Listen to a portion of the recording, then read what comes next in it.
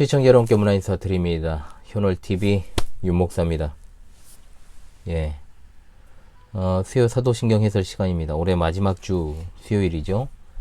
2022년이 끝나갑니다. 2023년이 얼마 남지 않았습니다. 여러분의 눈과 귀를 지금까지 잘 지키고 계십니까? 다가올 새해에도 꼭 잘 지켜나가시길 바랍니다. 여러분의 삶을 오직 성경에 맞추어서 개혁해 가시기를 바랍니다. 개혁된 교회는 날마다 개혁되어 갑니다.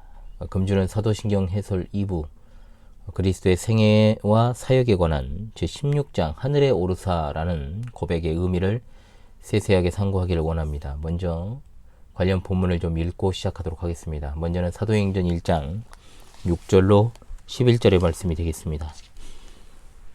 그들이 모였을 때 예수께 여쭈어 이르되 주께서 이스라엘 나라를 회복하심이 이때니이까 하니 이르시되 때와 시기는 아버지께서 자기의 권한에 두셨으니 너희가 알 바 아니요 오직 성령이 너희에게 임하시면 너희가 권능을 받고 예루살렘과 온 유대와 사마리아와 땅끝까지 이르러 내 증인이 되리라 하시니라. 이 말씀을 마치시고 그들이 보는데 올려져 가시니 구름이 그를 가리어 보이지 않게 하더라. 올라가실 때 제자들이 자세히 하늘을 쳐다보고 있는데 흰옷 입은 두 사람이 그들 곁에 서서 이르되 갈릴리 사람들아 어찌하여 서서 하늘을 쳐다보느냐. 너희 가운데서 하늘로 올려주시니 예수는 하늘로 가심을 본 그대로 오시리라 하였느니라. 아멘. 그 다음에 빌립보서 2장 8절로 11절입니다. 사람의 모양으로 나타나서 자기를 낮추시고 죽기까지 복종하셨으니 곧 십자가에 죽으심이라. 이러므로 하나님이 그를 지극히 높여 모든 이름 위에 뛰어난 이름을 주사 하늘에 있는 자들과 땅에 있는 자들과 땅 아래에 있는 자들로 모든 무릎을 예수의 이름에 꿇게 하시고 모든 입으로 예수 그리스도를 주라 시인하여 하나님 아버지께 영광을 돌리게 하셨느니라. 아멘. 히브리서 9장으로 가죠. 히브리서 9장 11절로 14절의 말씀입니다. 그리스도께서는 장래 좋은 일에 대제사장으로 오사 손으로 짓지 아니한 것 곧 이 창조에 속하지 아니한 더 크고 온전한 장막으로 말미암아 염소와 송아지의 피로 하지 아니하고 오직 자기의 피로 영원한 속죄를 이루사 단번에 성소에 들어가셨느니라. 염소와 황소의 피와 및 암송아지의 죄를 부정한 자에게 부려 그 육체를 정결하게 하여 거룩하게 하거든. 하물며 영원하신 성령으로 말미암아 흠없는 자기를 하나님께 드린 그리스도의 피가 어찌 너희 양심을 죽은 행실에서 깨끗하게 하고 살아계신 하나님을 섬기게 하지 못하겠느냐. 동일하게 히브리서 10장 11절로 14절입니다. 제사장마다 매일 서서 섬기며 자주 같은 제사를 드리되 이 제사는 언제나 죄를 없게 하지 못하거니와 오직 그리스도는 죄를 위하여 한 영원한 제사를 드리시고 하나님 우편에 앉으사 그 후에 자기 원수들을 자기 발등상이 되게 하실 때까지 기다리시나니 그가 거룩하게 된 자들을 한 번의 제사로 영원히 온전하게 하셨느니라. 아멘. 예. 부활하신 주님께서 부활 이후에 40여일의 기간 동안 때때로 제자들에게 나타나셔서 스스로 확실하게 부활하셨음을 나타내셨습니다. 이 부활의 현현을 통해서 예수님께서는 그분의 사역과 죽으심의 의미를 구약 성경에 근거해서 설명을 해주십니다. 그들을 부활의 증인으로 세우시며 사명을 주시고는 하늘로 올라가신 것이죠. 자, 부활에서 승천까지의 40일이라는 기간은 계시적으로 봤을 때 특별한 의미를 지닙니다. 모세가 시내산에서 하나님의 율법을 받을 때의 기간도 40일, 예수님께서 광야에서 금식 기도하신 것도 40일입니다. 그 계시의 40일을 마치는 날이 바로 주님의 승천일이죠. 승천 이후에는 주님께서 자신의 모습을 드러내 보이는 일을 거의 하시지 않습니다. 이번 장에서는 승천 사건과 그 의미에 대해서 살펴보도록 하겠습니다. 가장 먼저는 그리스도의 승천 그 자체에 대해서 상고하도록 하죠. 부활 이후에 제자들에게 때때로 나타나셔서 자신의 죽으심의 의미 그리고 그들이 어떤 일을 해야 될 것인가 이것을 말씀하시던 우리 부활하신 예수님께서 감람산 자락에 위치한 베다니에 가셔서 제자들을 자신의 부활의 증인으로 세우시는 말씀을 남기시고 손을 들어 축복하신 후에 저희 보는 데서 올리워 가셨다. 이게 바로 사도행전 1장 4절로 9절의 말씀입니다. 그리고 나중에 구름이 저를 가리워 보이지 않게 되었다라고 했는데 여기서의 구름은 어떤 의미를 가지고 있을까요? 자, 성경에서의 구름은 단순한 어떤 문자적 구름으로 보면 안 되고 하나님의 영광을 나타내는 구름으로 봐야 됩니다. 그러므로 이 구름은 초자연적이고 상징적인 구름인 것이죠. 예수님께서 하나님의 영광의 구름으로 쌓여졌고 승천을 눈에 보이는 신적인 현현으로 묘사해주고 있는 겁니다. 그리고 이때 제자들 곁에 흰옷 입은 두 사람이 같이 있었는데 그들은 예수님께서 너희 가운데서 하늘로 올리우셨다라고 말하면서 바로 그 예수님께서 하늘로 가심을 본 그대로 오시리라는 약속을 사도행전 1장 11절을 통해 했죠. 이 장면은 마치 부활 후에 무덤가에서 당황하던 여인들에게 나타나 두려워하지 말라고 하면서 주님의 부활 소식을 전하던 그 모습을 연상하게 합니다. 흰옷 입은 두 남자의 모습으로 나타난 천사가 그분이 다시 오실 것이라고 예언하고 있는 것입니다. 예수님께서 하늘로 올라가신 것을 우리가 승천이라고 표현합니다. 그리스도께서 승천하셨다라는 것은 그리스도께서 장소적으로 이동하셨다라는 것을 의미합니다. 따라서 칼빈 선생이 말하는 것처럼 그리스도께서 하늘로 올리우셨다고 할 때는 공간적인 거리가 분명히 나타난 것이다 이겁니다. 즉 그리스도의 거처가 지상에서 하늘로 옮겨진 것입니다. 그러므로 예수님의 승천을 가리켜서 이것이 상징적인 것이고 실제적인 것은 아니라고 주장하는 건 하나님의 초자연적인 역사를 부정하는 것이라고 볼 수 있습니다.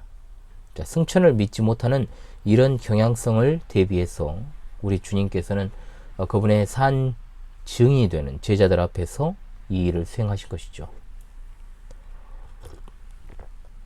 이 일을 경험한 제자들은 초대교회에서 그분의 십자가 그리고 부활뿐만 아니라 승천에 대한 증인이 되어야만 했습니다. 직접 목격자인 사도들이 기록한 성경을 통해서 우리는 주님께서 이제 하늘에 오르셔서 다시 오실 때까지는 더 이상 물리적으로 또는 육체적으로 우리와 함께 하시지 않음을 인정해야 됩니다. 자, 그런데 어떻습니까? 여러분, 현실에서 많은 이단이나 사이비들이 주님의 물리적이고 육체적인 모습을 굉장히 강조를 하지 않습니까? 이와 관련해서 여러분들이 생각하시는 것이 좋습니다. 그리고 천사들의 예언과 주께서 친히 가르치심을 통해서 그분이 인격적으로 물리적으로 눈에 보이게 하나님의 영광을 드러내시면서 구름을 타고 다시 오실 것이다 라고 말해야 됩니다. 그리스도의 승천을 물리적으로 받아들이지 않고 주님의 높아지심에 대한 상징적인 표현 정도로 생각하는 사람들은 당연히 물리적 재림 또한 믿지 않습니다. 기독교의 근본 교리의 하나인 문자적인 승천과 문자적인 재림을 거부한다면 자, 과연 기독교가 성경이 말하는 기독교가 될 수 있을까요? 절대로 그럴 수는 없습니다. 주님께서는 분명히 성경에 기록되어 있는 대로 하늘로 올라가셨습니다. 승천 없이는 강림이 있을 수 없다는 겁니다. 그러므로 승천 이후에 우리 주님께서는 그 흰옷 입은 두 천사의 약속과 같이 이 땅에 다시 오실 때까지는 아버지 하나님께서 계신 하늘에 계시는 겁니다. 이 하늘을 성경은 위라고 표현하기도 하고 낙원이라고 표현하기도 합니다. 그러면 이 하늘이 우주인가 은하계인가? 자, 이렇게 생각할 수가 있는데요. 그렇지 않습니다. 성경이 말하는 하늘은 그런 눈에 보이는 가시적인 하늘을 말하는 것이 아닙니다. 대기권과 성층권 바깥 어느 곳에 하나님이 계시는 하늘이 있을 것이다 라고 상상하지만 그렇지 않습니다.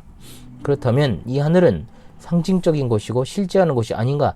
그것도 아닙니다. 예수님께서 분명히 오셨던 곳으로 되돌아가신 것은 그곳이 실제하는 어떤 장소임을 분명히 나타내는 겁니다. 그러므로 우리는 이 양 극단을 주의해야 되는 것입니다. 즉 지나치게 장소적인 것에 집착을 하게 되면 천국을 찾아보려고 하는 과학자들의 어떤 어리석음과 같이 될 것이고 천국을 지나치게 상징주의로 받아들이게 되면 천국의 실제성을 부인하여 신앙이 흐려지게 될 것입니다. 우리 예수님께서는 분명 하나님께서 계신 그 하늘로 이 땅의 사역을 마치신 후에 되돌아가셨습니다. 여기에는 장소만을 취한 것이 아니라 창세 전에 아버지와 함께 가졌던 영화를 다시 취하신 것입니다. 지상 사역을 마치신 예수님께서 하늘로 되돌아가셨을 때 그 전과 차이점이 있습니다. 성육신 하시기 전에는 신성만 하늘에서 하나님과 함께 계셨던 반면 승천하신 후에는 그분의 인성도 하늘에 오르신 것이죠. 따라서 부활하신 그리스도의 영혼과 몸은 이제 영화로운 모습으로 하늘에 계십니다. 그러므로 그리스도의 승천은 거처의 변화뿐만 아니라 존재의 상태의 변화가 동반된 것입니다. 즉 그분께서 하늘에 사시기에 합당한 모습으로 변화하신 것입니다. 어려운 말일 수 있지만 이것이 강조되지 아니하면 단순하게 그분이 하늘에 오르셨다라고 하는 것을 그분이 높여주셨고 초월적인 존재가 되신 것으로만 이해하게 됩니다. 실제적인 장소로서의 하늘에 오르신 주님은 그 하늘에 합당한 즉 영광스러운 모습으로 변화하신 것이죠. 그렇지 않으면 그리스도께서 오르신 하늘은 여기도 있고 저기도 있는 하늘이 되어버려서 너무나도 쉽게 오해가 되고 잘못 사용될 수 있다 이 말입니다. 그러므로 우리는 그리스도께서 승천하셔서 하늘에 계신다는 사실을 늘 강조해야 됩니다. 이렇게 승천하신 주님은 그야말로 비교할 수 없는 영광 가운데 계십니다. 그러므로 바울 사도가 다메섹 도상에서 승천하신 영광의 주님을 배웠을 때 호련히 하늘로서 해보다 더 밝은 빛이 저를 둘러 빛이었다라고 하지 않습니까? 요한이 반모섬에서 주의 계시를 받을 때 승천하셔서 하늘에 계신 주님의 현현 앞에 그 발 앞에 엎드러져 죽은 자같이 되었다라고 했습니다. 이 사실들은 분명 하늘에 계신 주님의 영광스러운 모습과 능력을 잘 보여주는 것이라고 할 수 있습니다. 그러므로 승천하신 그리스도께서는 지극히 높여지신 것입니다. 이 점을 바울 사도가 이렇게 찬양을 하죠. 하나님이 그를 지극히 높여 모든 이름 위에 뛰어난 이름을 주사 하늘에 있는 자들과 땅 아래에 있는 자들로 모든 무릎을 예수의 이름에 꿇게 하시고 모든 입으로 예수 그리스도를 주라 시인하여 하나님 아버지께 영광을 돌리게 하셨느니라. 아멘. 그는 영광 가운데서 올리우신 것이다라고 디모데전서 3장 16절에 말씀합니다. 지금 이 사실을 인정하고 예수님을 주님이라 시인하며 그분에게 합당한 영광을 돌리는 이가 바로 승천을 바로 인식하는 사람입니다. 자, 두 번째로 승천과 관련된 신학적 문제가 있습니다. 만약 인성 밖에도 계시는 신성에 관한 것입니다. 승천 이후에 그리스도의 존재와 관련해서 우리가 의문을 품을 만한 문제가 하나 있습니다. 바로 그게 뭐냐? 하늘의 영광 가운데 계신 그리스도께서 더 이상 인성으로는 제자들과 함께 계시지 않는다는 이 문제와 관련된 것이죠. 우리 개혁파의 이해는 바로 신성은 신성이고 인성은 인성이다. 이 원리에 충실했습니다. 자, 즉 승천하셔서 하늘 영광 가운데 있는 인성이라고 해도 그것이 인성인 이상 인성의 고유한 특징을 유지하는 것이지 그 인성이 신성화되는 것이 아니다 이 말입니다. 루터파에서는 그리스도께서 부활 승천하신 이후에는 인성에도 신성의 성질이 적용되어서 그리스도의 인성도 신성처럼 어디에나 계신다라고 주장을 하죠. 하지만 분명히 그리스도께서는 그의 인성으로는 더 이상 이 땅에 계시지 않습니다. 이 세상에 사는 동안 우리는 분명 그분과 따로 거하는 거예요. 그분의 인성은 하늘에 있고 우리는 이 땅에 있기 때문입니다. 그러나 그분의 신성은 인성과는 다릅니다. 신성은 시공을 초월해서 계심입니다. 그리고 동시에 우리와 함께 하십니다. 그래서 예수님께서 분명 승천하셨지만 우리는 여전히 예수님이 내 안에 계신다라고 말할 수 있는 것입니다. 예수님은 성령의 능력으로 어디에나 다 계십니다. 그리스도의 신성이 인성의 밖에서도 역사하고 사역한다라고 하는 것은 성경의 가르침이자 우리 개혁파의 전통입니다. 부활하신 주님께서는 그분의 사역을 하는 제자들과 세상 끝날까지 항상 함께 있으리라고 말씀하셨고 또 그 이전에 가르치실 때도 두세 사람이 모인 곳에는 나도 그들 중에 있느니라고 말씀하셨습니다. 그러므로 그리스도께서는 그분의 신성으로 오늘도 하늘에 계시면서 동시에 우리와 함께하고 계십니다. 아멘. 그분의 신성으로는 여전히 우리들의 교회와 함께 하시고 우리를 다스리시고 인도하신다는 겁니다. 분명히 해둘 것이 있습니다. 그리스도께서 다시 이 땅에 오시기 전까지는 그분의 인성은 하늘에 계십니다. 그분의 육체적인 본질로서는 결코 어디에나 계시지 않습니다. 자, 그렇다면 세 번째, 그리스도의 승천의 구원의 작정 그리고 섭리사적 의에 대해서 살펴보도록 하겠습니다. 자, 그리스도의 승천과 그분이 이루신 구속 사역과는 어떤 관계가 있을까요? 이와 관련해서 히브리서는 구약의 희생제사 제도를 가지고 그리스도의 승천을 그분의 구속 사역과 관련해서 독특하게 바라보고 있습니다. 히브리서는 먼저 다른 신약 성경과 같이 예수님께서 십자가에서 달려 죽으신 일은 구약의 희생제사가 실제적으로 이루어진 일이라 보고 있습니다. 따라서 히브리서 9장 26절에 염소와 송아지의 피로 하지 아니하고 이제 자기를 단번에 제사로 드려 죄를 없게 하시려고 세상 끝에 나타나셨느니라. 28절에서 이와 같이 그리스도도 많은 사람의 죄를 담당하시려고 단번에 들이신 바 되셨고, 그 다음으로 예수 그리스도의 몸을 단번에 들이심으로 우리가 거룩함을 얻었노라. 오직 그리스도는 죄를 위하여 단 한 영원한 제사를 드리셨다. 10장 12절이죠. 이것을 쌓으셨은즉 다시 죄를 위하여 제사 드릴 것이 없느니라고 히브리서 10장 18절에 말씀합니다. 이 속죄는 십자가에서 이루어진 것입니다. 자, 그런데 구약의 희생제사를 보면 제사장이 희생제사를 드린 후에 제사장이 그 희생제물의 피를 가지고 지성소 안으로 들어가서 지성소와 그 권속과 원회중을 위해서 기도하며 속죄를 이루도록 했습니다. 이것을 이제 그리스도의 사역에 견주어서 생각을 하면 그리스도께서 십자가에서 희생제사를 드린 후에 그 피의 공로를 가지고 하늘 성소로 가셔서 그것을 백성들에게 적용하여 주실 때 그 속죄가 온전히 이루어진다라고 할 수 있습니다. 자, 즉 승천을 통해서 이 속죄 사역이 온전하게 된다는 것입니다. 그러므로 그리스도께서는 그림자로 만든 성소에 들어가지 아니하시고 오직 참 하늘에 들어가셔서 이제 우리를 위하여 하나님 앞에 나타나십니다. 즉 대제사장이 옛날에 속죄의 피를 가지고 지성소에서 백성을 위하여 기도하여 속죄를 이룬 것과 같이 그리스도께서 자신의 희생의 피를 가지고 하늘 성소에서 우리를 위하여 하나님 앞에 나타나신 것입니다. 이를 위해 그리스도께서는 승천하셨습니다. 그래서 승천의 사실은 단순하게 예수님께서 지상 사역을 마치시고 원래 그 자리로 돌아가셨다는 것을 알리기 위해서 이루신 사역이 아닙니다. 우리의 온전한 구원을 위해서 예수님께서 하늘로 올리어 가신 것입니다. 우리는 승천의 사실을 믿는 것에 더하여 그리스도께 대한 확신과 소망과 감사가 있어야 됩니다. 그렇지 않으면 승천의 사실을 믿는 것만으로는 아무런 유익이 없을 것입니다.